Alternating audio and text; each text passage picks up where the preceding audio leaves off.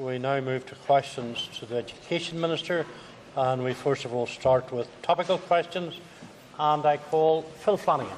Mr Flanagan. The Minister will be aware of the ongoing challenges facing St Mary's High School Umbrella and its threatened closure. There is a public meeting taking place this Wednesday evening to further inform the local community about the alternative and innovative cross-border proposal that is being proposed by the local action group in the area. Can the Minister give me an assurance that his department will do everything possible to ensure that this alternative proposal is fully assessed by CCMS as part of its ongoing work? And firstly, can I congratulate the Finance Minister on his elevation to his new post. Myself and the previous Finance Minister got on like a house on fire, and I'm sure that relationship will continue with Mr Hamilton. But in relation to the member's question, one of the issues which has arose as part of the area planning proposals has been the involvement of local communities in discussing the future of their schools, and whether that be in rural communities or urban communities. I have urged all the relative managing authorities, whether it be education boards or CCMS, to take credence of what local communities are saying to them. And if alternative plans are coming forward, they need to be critiqued by the managing authorities to assess their value, perhaps their limitations as well, but they certainly deserve to be critiqued and evaluated by the relative managing authority, and that is the case in Brala as well. Phil Flanagan. I thank the Minister for his answer. One of the difficulties that groups face is that they are not really made up of educationalists or academic experts that can produce well-written and very detailed reports. So would the Minister's department be willing to look at providing funding or staff resources to help groups like this one further develop what is a very exciting and innovative alternative proposal to closing a rural post-primary school? Well, I think you missed the right Minister to ask that question to. The Finance Minister has just left the room. There is no funding available within my department to finance programmes of work such as the member sets out. And if a proposal is coming forward, it doesn't have to be as detailed as perhaps a consultant or someone else who was to pay large sums of money to will produce. Local communities know their community. They will be able to have access to the information from their schools and indeed through freedom of information and other resources in relation to travel distances, etc., around these reports. But the people you have to convince about the survival of a rural school is not the Minister, it's not CCMS, it's the parents in the area. You have to convince the parents to send their children to the school. Because what happens time and time again is parents, for whatever decision or for whatever reason, decide to send their children past their local school onto another school. So start convincing the parents in the locality of the viability of the school, and then that's your bottle one. Sammy Douglas. Mr Douglas. Mr Speaker, could I ask the Minister, could he give us an update on the review of secondary education in East Belfast and I suppose implications for South Belfast as well, Minister? I am reaching the stage where I will be able to make a final decision in relation to the development proposals in East Belfast and affecting South Belfast as well. I had asked my officials to go and speak once again to the relevant boards around a number of matters which had come to my attention as a result of the discussions I had with elected representatives and indeed the community representatives I have met and the schools I have met throughout this thing. And as I said to Mr Flanagan, one of the issues which has arisen, and positive issues from area planning that has arisen, is that communities have started to take ownership of their schools. I have to decide, has that ownership come in time to save the school? Thank you, Minister, for his question. And I know that the Minister had met with all the MLAs in East Belfast. Would it be possible you could let us know, A, when this process is going to finish, and B, that you would agree to meet with us again to give us an update? I can't give the member a definitive answer in terms of a date as to when I make my decision, but it is imminent. I will certainly accommodate any discussions with officials following my decision. I am still involved in a statutory consultation process. That has closed. I have to make my decision now. But once my decision is made, I am more than happy to engage with elected representatives around that decision. Paul Girvan. Mr Girvan. Thank you, Mr Speaker. To ask the Minister of Education, in light of the recent GTC NI survey of teachers in relation to the levels of progress, just when is this fiasco going to be brought to an end? I read with interest the GTC's report into levels of progression, and indeed I already had within my possession consultation responses from schools in programmes of work which the Department of Education and CA have taken out, and they reflect the feelings as expressed in the GTC report. But I don't accept we're in a mess. We're in a programme of change within our assessment, within education, within schools. I had committed to the unions and indeed to the Education Committee, which, by the way, also agreed to the levels of progression proceeding. So it was not only the Minister who was not hearing, not seeing and not listening at that stage, as was pointed out to me this morning. They agreed that the changes I had made at that stage were suffice to allow it to go into a trial year. I assured the unions that during that trial year I would re-evaluate, I would meet with and discuss and learn from whatever had to be done in regards to this. I have done that. The GTC report confirms many of the things I had already found out. I'm going to go back to the unions and I'm going to put proposals on the table on the way forward. I believe there's a requirement for assessment within our system, but I do accept that that assessment has to be worthwhile and it has to add value to education. Paul Gervin. Thank the Minister for his answer. Just in relation to the answer, can he indicate a time frame then in making those changes? Because obviously the report bears it out, everything else is saying it, we've known it for quite some time. What is the time frame for making that change?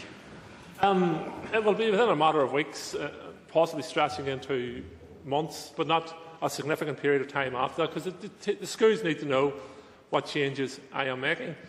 And hindsight is a great benefit to members who, during question time, in opposition position, which they can adopt, and I have no difficulty with that. But this was debated at length through the Education Committee. The Education Committee, quite rightly, asked for changes to it, and I delivered those changes, but no one blocked it. Everyone was prepared to give it the chance over the year because it was being evaluated by me, by my department. We have evaluated it. I did not need the GTC report to tell me the findings they told me. I have already had that information in my possession because I went out and I saw it. I will be delivering changes to the programme, but I do believe that assessment is a necessary part of improving our education system. I do also agree that we have to get it right. Mickey Brady. Mr Brady. Could I ask the Minister if he has given any consideration to breaking party with the UK in relation to the public sector pensions bill and perhaps establishing a local pension scheme for local teachers? The Department of Education is committed to whatever the decisions the Executive make and in terms of the Assembly makes around public sector pensions. There is a bill moving its way through the Assembly structures, and I await the outcome of the Assembly in regards to that. However, in relation to teachers' pensions, during an earlier phase of this, when changes were made by the Westminster Government, I did produce alternatives to what Westminster was suggesting. I published those for consultation. I engaged with the trade unions, and it would have seen those teachers on higher earnings, yes, paying a greater amount than those on low earnings. And I thought that was a fair way forward, given the financial consequences we were facing as a direct result of economic decisions made elsewhere than here. The unions rejected that, so therefore I could not move ahead with it. I await the outcomes of the pensions bill, and we will see what policies that bring forward. Mickey Brady. For his answer, and could I ask the Minister if he has had any more recent meetings with stakeholders, teachers' unions, and if so, could he give us an update on that? I regularly meet with unions and stakeholders across the education family. We have discussed many issues, including pensions. I have authorised my officials to engage with the unions in relation to pensions as well. So it is an ongoing discussion, but we are continually hampered on the way forward by decisions taken elsewhere. Our economic policy is not driven by this Assembly, it is driven by Westminster for the needs of England, largely, I have to say, in terms of its economic policy. So I would like to see, I do not believe we resolve the economic crisis we're in by attacking people's pensions. I do not believe that is the way forward. However, the economic constraints placed on us by the Westminster Government will have consequences if we do not do something. Jonathan Craig. Mr Craig. Thank you, Mr Speaker.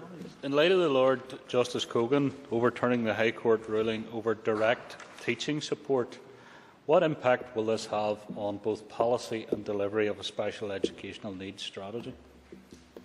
Well, we will have to study the findings of the court, and the court found in favour of the Education Board, which is delivering educational policy as directed by the department. So the judge found that the policy in place was right and proper for the delivery of teaching needs to that child. But let's study the report, or let's study the judgment, and if there is improvements to be made or lessons to be learned from that, the Department will do so. Thank you, Minister, for that answer. Will the Minister concur that there is an urgency in actually getting a special needs strategy out there, because it has raised concerns with parents of children with special educational needs that there's an uncertainty to their legal protection that they have at present, and they want that either sorted out, dealt with, but more importantly, that legal protection kept for the children? I accept that there has been widespread concern among parents in relation to the special educational needs review, and it has been debated at length both within the Chamber and at the Committee, and I have to say I found those engagements positive and beneficial to moving the legislation forward. I hope to have draft legislation with the Executive by December, and I'm acutely conscious that the only way we'll convince parents of the merits of the changes is when they see the legislation and they're able to work their way through them. And I work with the Assembly in relation to that legislation to ensure the outcome is that it's something we can all agree to. Declan McAleer. Mr McAleer. Thank you, Guru Margaret. Could the Minister provide us with an update on the Sure Start review and when it is likely to be published? I have signed off on the papers which will commission a review of Sure Start within the Department, so the review has yet to kick off, but I would like to see it kick off within a short period of time. We're spending somewhere in the region of £25 million per annum in relation to Sure Start, and while there is anecdotal evidence of its benefits to children, families and local communities, I think it's only right and prudent that, given the time that it has been in place, that we review how it is delivered on the ground, what the actual benefits are, and what we should be doing in relation to Sure Start in the 21st century. So there's a programme of work yet to be taken on board, and I think it will be very beneficial. And when we have the report, reviews published, then we'll be able to map a way forward for the quite significant amount of money we invest on it. Could the Minister outline the role of Sure Start and how its effectiveness in tackling poverty in rural areas? Over this last number of years, we have expanded Sure Start from the 20 most deprived wards into the 25 most deprived wards, and clearly a significant number of those wards will be in rural communities. I have been engaged in discussions with the Department of Agriculture and Rural Development at official level in regards as to how we, or should we, specifically target a number of rural wards in terms of providing further Sure Start initiatives to ensure that the issues which affect rural communities in relation particularly around childcare, etc., is there any way the Department of Education can work with DARD in relation to that, and those discussions will continue. Thank you, Mr Speaker. Can I ask the Minister, in terms of Loretto School, what changed their mind, given they were locked in a legal battle in relation to the Lisnelly site, what changed their mind to move on to the Lisnelly site? Well, that's really a question you'll have to put to the Board of Governors of Loretto. The legal issues had come to an end, or the legal hearings had come to an end quite a while ago. Area planning moved on. My investment strategy, I made clear that the only show in town in relation to area planning was going to be the Lisnelly site. The shared education debate moved forward, and I would hope that it was a case of that everyone within the Omagh area wanted to play their part in ensuring that the shared education and the potential of the Lisnelly site was fulfilled. Trevor Clark. Further that, Minister, then, can you give a House any assurance that your department wasn't in any conversation in relation? Is this some way to encourage them to move away from academic selection? No, I do encourage them to move away from academic selection, but that was not part of the discussions, or I believe their decision to move on to the Lisnelly site. Dahi Mackay. I can't clear. The Regional Development Minister indicated last week that he wanted to be a revolutionary in cycling. Can I ask the Minister if he wishes to join that revolution, and will he look at the promotion and facilitation of cycling in places like Denmark, in places like Holland, and what lessons we can learn here from that? Well, firstly, can I congratulate the member, since that's what we're doing today, on getting engaged. I understand it was a very romantic moment. You put the rest of us to shame, or at least my wife told you you put me to shame. But so congratulations on that. In relation to the revolution, I think it's a great idea. In terms of, in general, I think the specific issue of cycling, I think it's a quite good idea that the DRD Minister has come forward with. I also understand that the members recently taken up the sport of cycling, or in other words, holding up motorists along the road. So it is. But I think that all departments have a duty to encourage healthy lifestyles, healthy living, etc. DRD Minister has brought forward a proposal. There's potentially significant capital investment from my department, which money I don't have at this moment in time. But I have asked my officials to engage with DRD officials further on the matter. Topical questions. We now move on to oral questions that are in the order paper for the Minister. And I just want to indicate questions number 3, 9 and 13 have all been withdrawn and require written answers. And I call Paul Frew.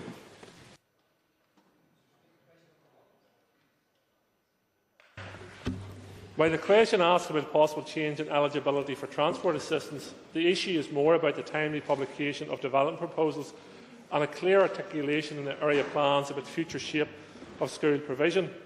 There is a statutory duty for a development proposal to be published when a proposal is made for a school to be closed or is undergoing any significant change.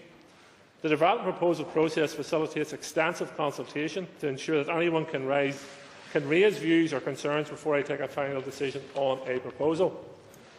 To allow for an objective assessment of a school's future within the development proposal process and in the wider context of area planning, a school must be considered as a functioning school open to accept pupils until such time as a decision is taken on its future. Altering transport assistance in advance of a final decision on the future of a school may be considered in the context of area planning when a definitive plan is in place. I do agree that it is incumbent on the planning authorities to make sure that proposals are brought forward in a timely and orderly manner, taking account of the potential impact of schools' closures on current and future pupils. They must be sequenced to ensure that pupils are not expected to sign up for schools that are earmarked for closure in the future. Paul Frew. Thank you, Mr. Speaker, and thank the Minister for his answer. But again, the point really was about the fact that we are putting children at a disadvantage because they then have to drive by a school that is earmarked for closure or under threat. And it's every parent's and child's wish that they wouldn't go to a school that would be under threat. So would the Minister give a commitment that once a development proposal would be put in place for closure, that then that would, if you like, override the nearest school policy and allow children to get free transport to their next nearest school or another school within the distance range? While I accept the principle of what the member is saying, the definition of what is earmarked for closure, or the other term threat, in my earmark for closure would be a school which has a development proposal published, and therefore I am in a difficult situation. I am the decision maker in relation to that development proposal. If I am to turn around and say no, children should be allowed to pass that school because it may close, could I be accused of making the final decision around the closure? It has been an issue which has been raised with me by a number of the chief executives of the boards, etc., and we have tried to facilitate them where possible. I will continue to keep the issue under review, and I will examine each case on its own merits to ensure that we are acting both within the legislation and we are reacting to the reality on the ground for some parents. Chris Hazzard. Can I ask the Minister if he has any plans to review home-to-school transport policy, and indeed what such a review, what benefits could come for the education system? I have plans to review the education policy. I have identified a number of individuals who the Department are currently speaking to or will be speaking to about their availability and willingness to take on that review. We spend somewhere in the region of £70 million per annum on transport. It is always a very tested and contentious issue in localities where parents either find themselves left out of the system or believe that the support they are getting is not adequate. I want to ensure that our transport system meets the needs of our schools, estate and our education going in and continuing through the 21st century. So the review will be forwarded. I hope the three individuals I have identified agree to carry it out. They have a mixture of skills which I think will bring benefit to the review. The benefits, there's clearly a financial benefit. Can we identify a savings which can be reinvested in education from that £70 million budget? Can we use that £70 million budget in a different way to deliver transport? How our transport system relates to other transport systems, both public and private, or sorry, public within our current system. So all those things will be looked at by the Transport Review. Dolores Kelly. Mrs. Kelly. Thank you, Mr Speaker. The Minister will be aware of the interdepartmental review across education and health, in particular in relation to transport. Could he tell us how that his own review then sits and squares with that particular review, and when will we hear of the outcome of those deliberations? Those discussions are ongoing in relation to the interdepartmental review. My review will learn from the lessons that have been learned from that review to date in terms of how we use the available transport across, whether it be health or DRD. A key discussions for my review will be with the DRD department and the DRD minister around how we move forward with transport, etc. So it will not take place in isolation from any other department. We want to learn how we can cooperate more closely with other government departments, how we use their resources and share resources, etc. And as I say, DRD will clearly play a key role in discussions around the future delivery of home-to-school transport. Sandra O'Brien. Mrs O'Brien. Thank you very much, Mr Speaker. The Minister said that transport is a contentious issue, as is distance from school, particularly in relation to admission criteria for schools. Can the Minister give his assessment on the current arrangements for governors to carry out the very difficult task of verifying applicants' addresses? And does he accept that on occasions, without appropriate support, this can become a huge administrative task? I accept that it is a very busy time of year for boards of governors whenever it comes to admissions criteria and examining admissions criteria.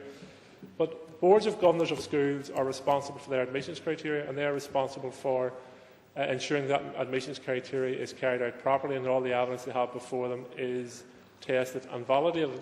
I can't think of any other way of doing it at this time. There occasionally does become areas of contention around the evidence provided. I'm not aware at this moment in time of any cases where boards of governors have either acted irresponsibly around these matters or have failed to carry out their duties because of the pressures involved. Now, that doesn't rule out that there is pressures on the boards of governors. I accept that they carry out a voluntary task, and the vast majority of them carry it out very well. But I am not aware of or believe there is another suitable method at this time for carrying out the task involved. Judith Coughlin. Ms Coughlin. Thank you, Mr Speaker. Question number 2, please.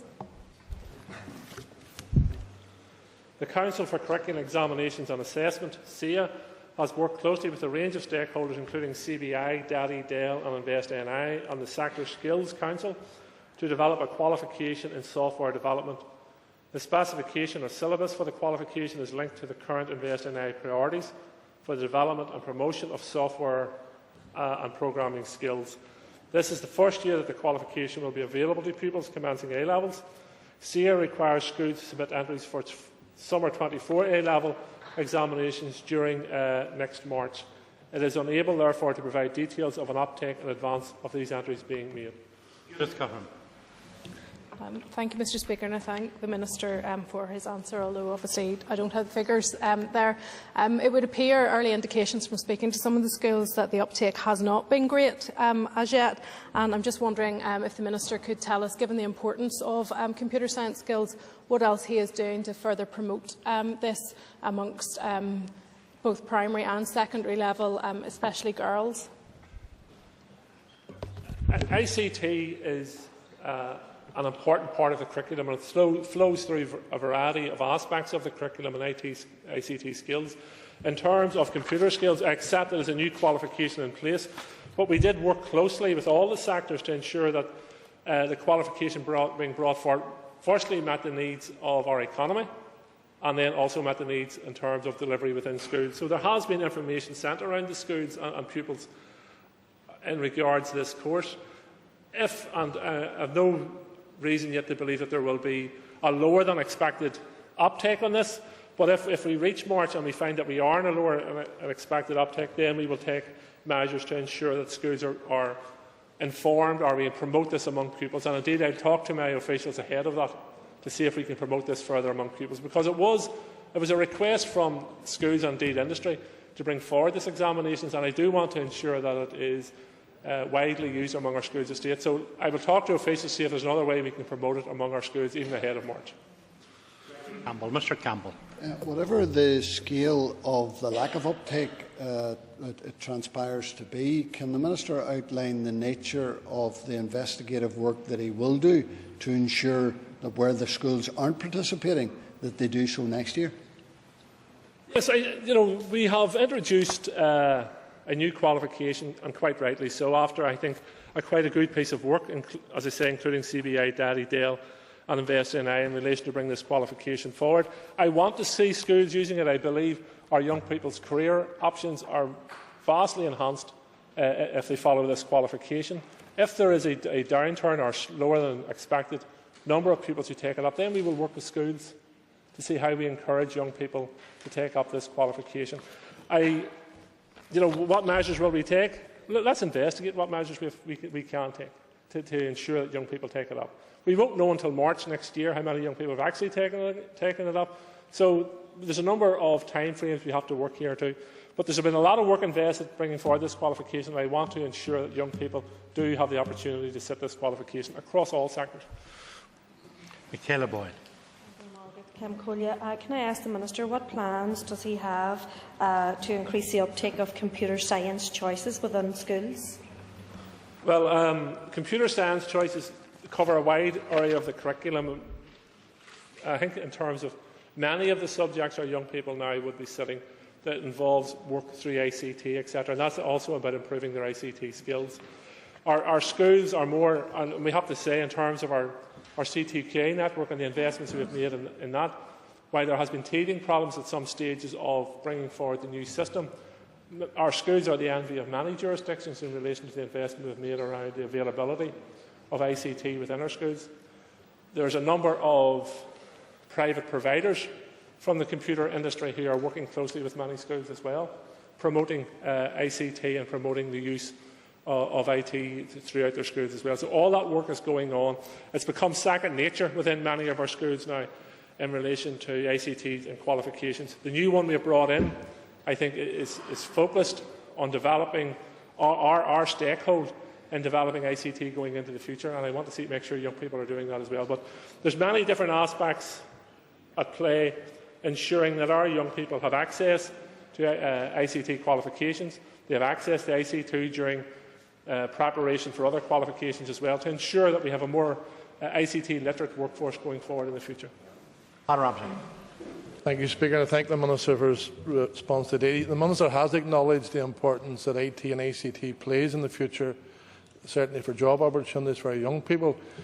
At the Dell inquiry into careers and guidance, one key theme coming through from principals of primary schools was their working with computers and infrastructure that's so out of date that it's playing no meaningful part in helping those same young people develop those computer science skills that are required.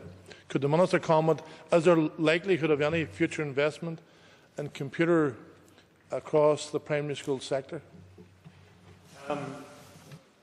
Our primary schools are involved in the same project as our post-primary schools in form of the old C2K system, which has been updated. We made a significant investment in it only last year, and that's been rolled out across our primary schools and our post-primary schools. So access to networks and facilities will be the same as our primary schools. There may well be cases of our schools have, and considering that IT and ICT moves ahead so rapidly, that schools have outdated equipment, and part of that, and I accept those limited budgets, is the school's responsibility to continue to update the resources available to pupils.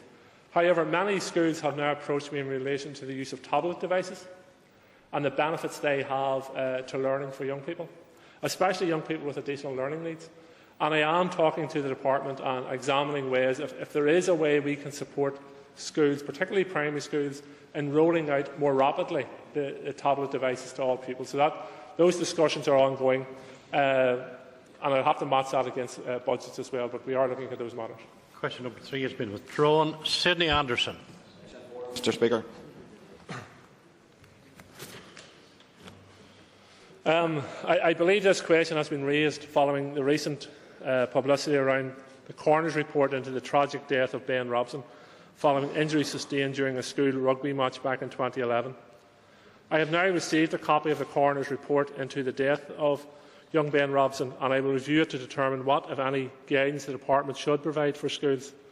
The specific reasons for Ben's death will necessitate the issue of very specific guidance, so in considering the report I will intend to seek professional advice. I will also liaise with my colleague, the Minister for Culture, Arts and Leisure, who has responsibility for sports here.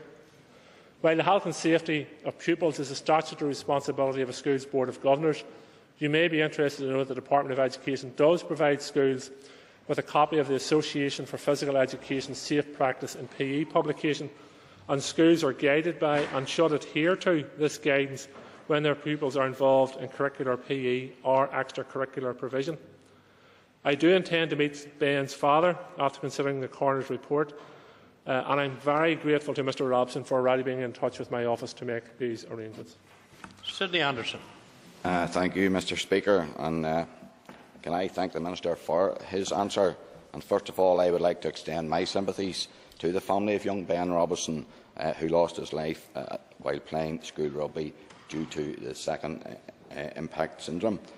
They have lost a precious 14-year-old son, and I know that the recent inquest will have been a very painful experience for them. But can I ask the Minister, would he agree with the assertion by the Medical Director of Ulster Rugby, Dr Michael Webb, that the United Kingdom and Ireland are lagging behind their other countries in understanding the risks posed to players by concussion? Thank you. Well, clearly, what happened to young Ben is every parent's worst nightmare. And it's a phone call that no parent wants to receive when they send their children off to school in the mornings. I want to ensure that we're not lagging behind anyone, and that's why I've agreed to meet Ben's father, and I've asked the Culture Minister to tie in with me in that as well, because she will then link into the sponsoring or the bodies, whether it be rugby, GAA or soccer, whoever it may be. Because I have no doubt that out there that teachers, PE teachers, sports enthusiasts will want to know the consequences of head injuries and second head injuries, and they want to be in a position to ensure that they are looking after their young people in their charge to the highest degree. So I'm going to, and I'm not a medical expert, so we have to call in expert evidence in this. The coroner's report will be closely studied. The comments of Ben's father will be closely studied, and indeed the sporting organisations, their views will be closely taken into account before we issue any further guidance in regards to this matter. Thank you, Mr Speaker, and can I thank the Minister for his response thus far. And my thoughts too are with the family of Ben Robinson at this sad time. But just that, given that at sports, coming from an area where I've seen 3 people die on a football field through the playing sports, could the Minister tell me, has all schools access to a defibrillator and regular training? And if not, would the Minister consider making representations to the World Police and Fire Games body, who will be distributing defibrillators that were used within the Games? The purchase of defibrillators, etc., will be a matter for the schools, but I certainly take up the comment from the member in relation to defibrillators being distributed by the World Police and Fire Games, and see if there is an opportunity for schools who have not got them on their premises to. I think that's a very good proposal, and I thank the member for that. Schools, we do issue guidance to our schools. Our teachers, our PE teachers, are highly professional people who are there for the benefit of the young people. And I don't want to see anyone coming off the football pitch injured, or any other sporting pitch injured. But I want to ensure that, given the consequences surrounding Ben's death, that our teachers have the most up-to-date guidance in place, and that they're fully informed, working along with the different sporting codes to ensure that they have all knowledge available to them to minimise as much as we can a repetition of what happened to young Ben. Ian Millen. I'd like to ask the Minister what is provided to PE staff to ensure that they coach sport safely. As I've said, PE staff are responsible to the Department of Education. Whenever schools participating in governing body sports activities, they should strictly adhere to the health and safety guidelines as determined by the relevant governing body of sport, and hence the reason we will be engaging with rugby, GAA and soccer in regards to these matters. It's also worth noting that governing bodies also offer coaching awards or qualifications for teachers. The contents of these qualifications normally include the technical and/or tactical elements of the sport, coaching methods and how to coach the sport safely. And following the inquest findings of young Ben's death, I have no doubt that these governing bodies will be reviewing their own safety measures as well. Mervyn Storey. Mr Storey. Question number 5, Mr Speaker. In my statement to the Assembly on the 11th of June, I undertook to seek the views of schools and other interested individuals and organisations on the proposed changes to the Common Funding Scheme. My department launched a public consultation on these proposed changes, and this consultation document has been published on the DE website. A letter issued to all grant aid schools on the 26th of June and encouraged schools to take the opportunity to participate in this consultation exercise by submitting views and comments. My officials also briefed the Education Committee in early July on the proposed changes. An online response form to the consultation is also available on my department's website. My focus is putting pupils first. Child-friendly versions of the consultation documentation have been produced for children aimed at primary school age and one for young people aimed at post-primary school age. These were issued to all schools on the 9th of September and specifically asked them to encourage their children and schools' councils to discuss the proposed changes to the Common Funding Scheme and submit their responses. I hope that the availability of the child-friendly documents will encourage a wide range of pupils to complete the age-appropriate questionnaire, which is also available online. I have also employed the services of external providers to consult and engage with parents and children, as well as young people. In order to ensure that there is a wide spectrum of views as possible, 2 public forum sessions have been arranged in early October. These will be held in the Greater Belfast area and in the West. Anyone interested in making a response to the consultation should make their views known by 5 p.m. on the 18th of October. Mr. Story. Mr. Speaker, thank the Minister for his answer. Given the fact that his department is very keen to consult, and this is an example which has raised serious concerns, why then, in the document that is out for consultation, is there a proposal to amend paragraph 112 of the current scheme that would basically mean that in the future the department would be able to take decisions to have additional delegated funding to schools without actually consulting those schools? And is this really simply only a power grab by the department to be able to manipulate the distribution of funds through the school system? No, it is an attempt to make the department more efficient and effective in the delivery of services to schools, and as you say, it's out to consultation. I await the views of schools and others in relation to that question and other questions within the consultation document. Department of Education is probably one of the most legislated departments within this jurisdiction. The day-to-day operation of schools is almost down to the minutiae in legislation, as is the department. We're trying to free up the department in terms of delivering services rather than having to go through sometimes exercises which at the end produce no different results. So I'll await the consultation responses in relation to that and others, then I'll make a final decision on it. Danny Kinahan. Mr. Kinahan. Thank you very much, Mr. Speaker, and I thank the Minister for his answers so far. But will the Minister ensure that the Department actually does a thorough working through of these cuts to the schools that are going to have cuts, to make sure that we have a full understanding of the number of jobs that may be lost on the back of it and the class sizes that may have to increase before they actually make their decisions? I have made £30 million extra over the next number of years into education in regards to the common funding formula. So the cuts and the job losses which the member refers to, I'm not agreeing with his statement that will be a consequences of my review. My review is a follow-on from Sir Bob Salisbury's report on how we effectively use our common funding formula, or how we fund our schools, and how and why we give money to each individual school. I have specifically targeted those schools in relation to most social need because the evidence points us to the facts that a school with a high concentration of social needs faces greater barriers than a school without a higher proportion of social needs. So it's about using our resources effectively and efficiently as possible. I put the consultation document out to the public. I'm aware that schools, particularly during parents' nights, etc., are giving evidence sessions or briefings on this, and I welcome that. I think that's a very good initiative by a number of schools to do that. I'm expecting a healthy response to the consultation. The figures which schools are currently working on are what would happen if we made the changes this financial year. Next financial year, the aggregated schools budget goes up. So the figures don't necessarily reflect what will happen next year, because there's quite a significant jump next year in the aggregated schools budget. But to be accurate down to each school, we would have to know how many pupils are in the school next year, how many TSN pupils, 10, etc., etc. So we can't give the schools the figures for next year. But in general, investment in schools is on the way up rather than on the way down. Jim Allister, Mr. Allister. Is it a fact, Minister, that when you assess the likely impact on each school in each sector, that the big winner in all of this is the maintained sector and the big loser, the controlled sector? Is that generally true of your proposals?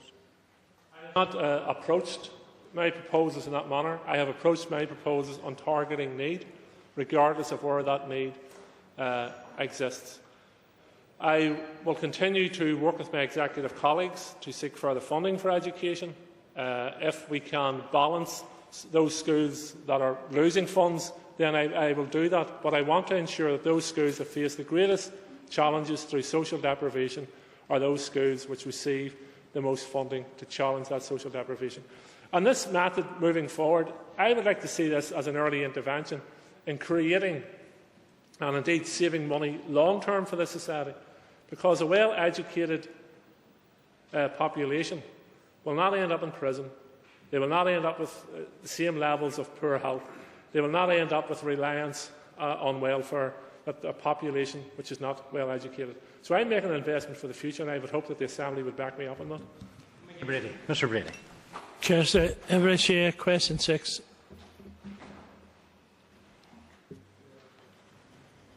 On the 11th of June 2013, I announced I intend to take forward the recommendations for an independent review of the Common Funding Scheme.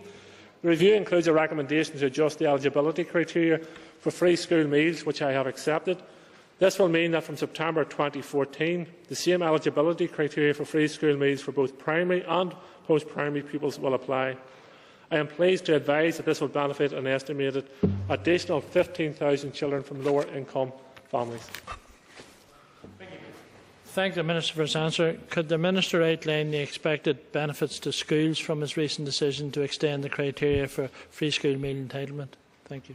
The member may be aware that we are currently having a debate in the Assembly in relation to free school meals and the expansion of free school meals, and the proposal is that we actually expand it further to include more low-income families, and in principle I have to say I am very supportive of that. In terms of my policy direction, however, is not how it benefits schools. It's how it benefits the individual pupil. But go back to the previous question. Those schools with the highest concentration of social deprivation, evidence shows, need the most support, and they need the most financial support and most financial interventions. And that's my proposals on the way forward. I'll await the outcome of the Common Funding Formula review before any final decisions are made in that regard, Chairman. Leslie Creed. Speaker.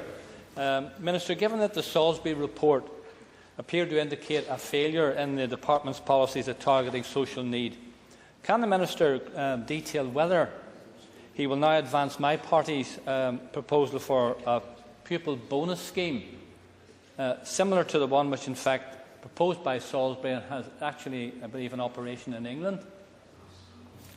Well, I'm not sure Sir Bob Salisbury's report indicated that the Department had failed, though Sir Bob Salisbury is a very intelligent and articulate individual, and will be able to speak on that matter himself.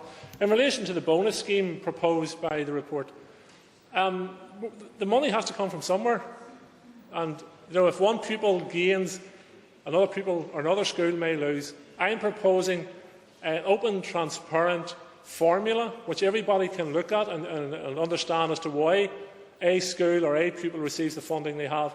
And you could refer to it as a TSN bonus or a targeting social need bonus, except the same thing.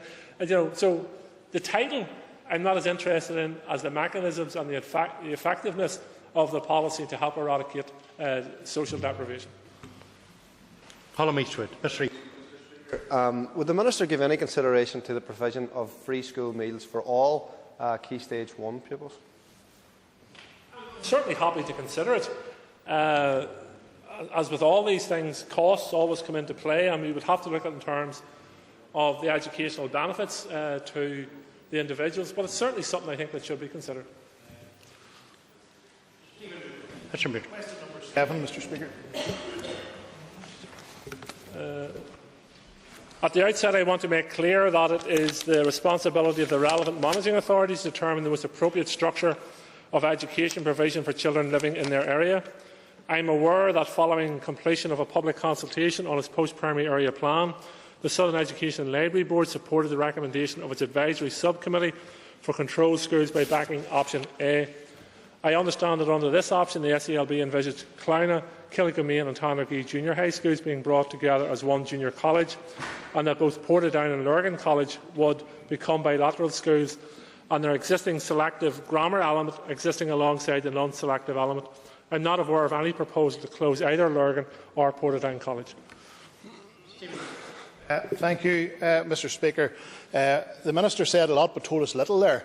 At the end of the day, Minister, the question is, if option A is adopted, will Lurgan and Portadown College continue to exist as freestanding grammar schools, or will they in effect close? I await the publication of a development proposal from the Southern Education and Library Board, but my understanding of option A is that neither Lurgan College or Portadown College will close. They will continue to provide excellent education to the young people of that area. Order, members. That concludes questions to the Minister.